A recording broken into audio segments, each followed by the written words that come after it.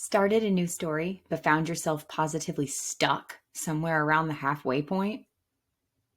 With a flash and a bang, inspiration struck, and you heard your plucky hero's voice, witnessed their hesitation, and saw them leave their humble abode for a quest most valiant. You watched them take those first tentative steps into the forest of adventure.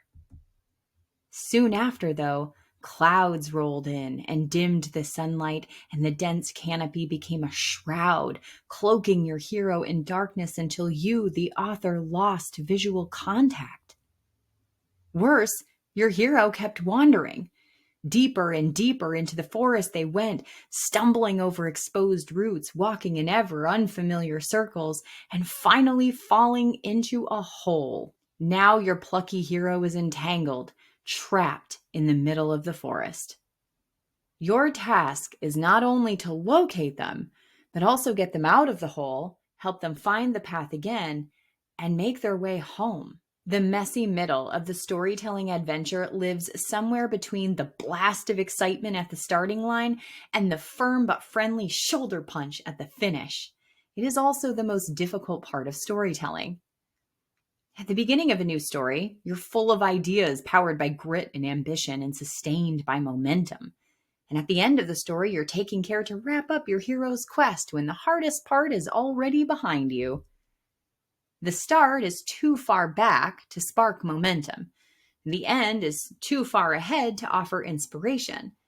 The messy middle, then, is a plateau, and it's mucky, confusing, and exhausting.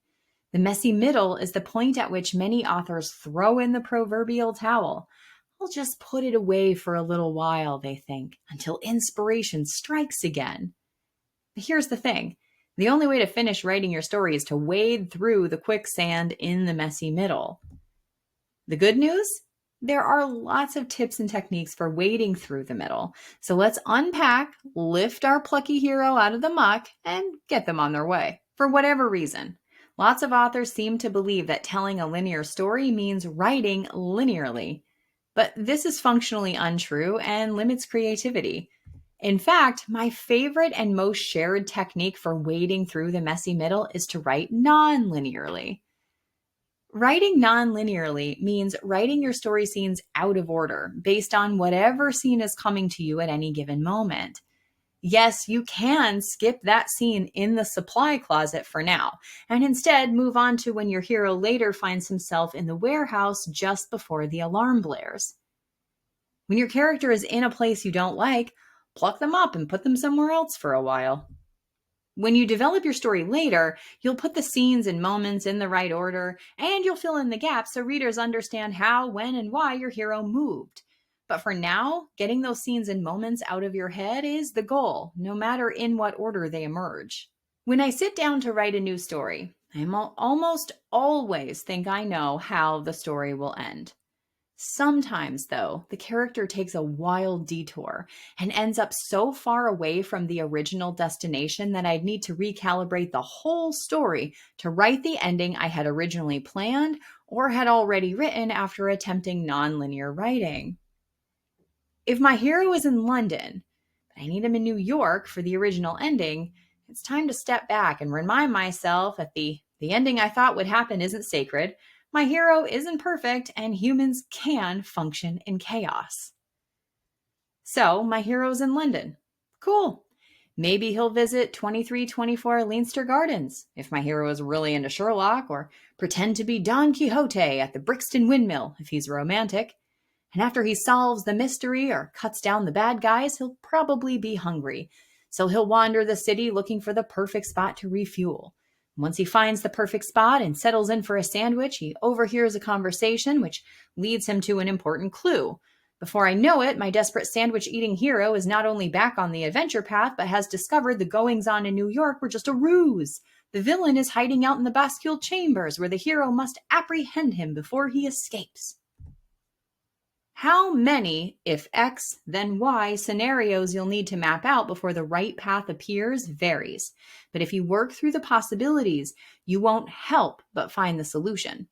Sometimes understanding your hero means stepping back and understanding their family, friends, and acquaintances, observing the connections between people, looking for seams which may be exploited in favor of storytelling.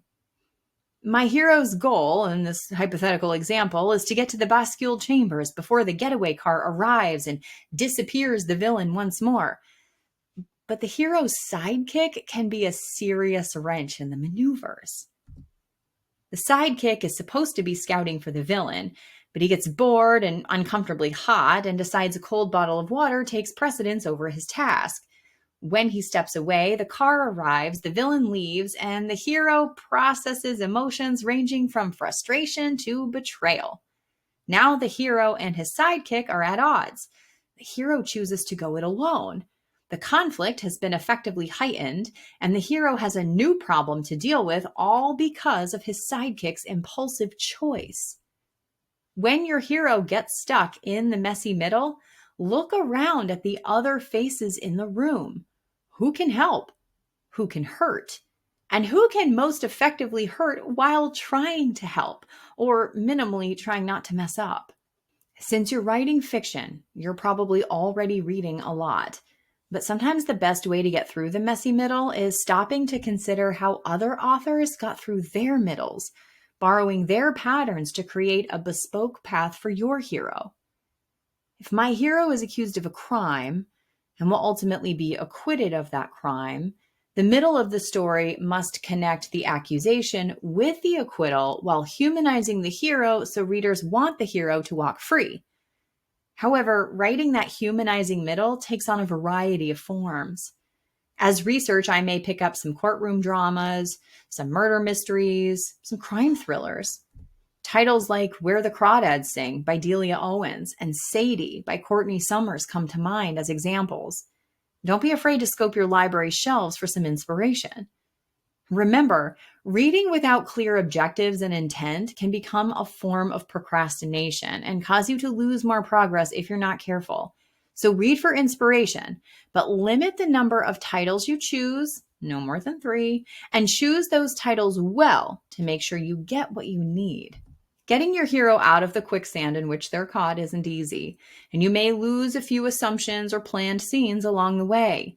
But when you allow your creative process to unfurl and explore the possibilities within your story via nonlinearity, the plethora of available endings, interesting choices other characters make, and by reading stories that inspire you to push forward, you'll get your character back on the path, see them home, and finish your story.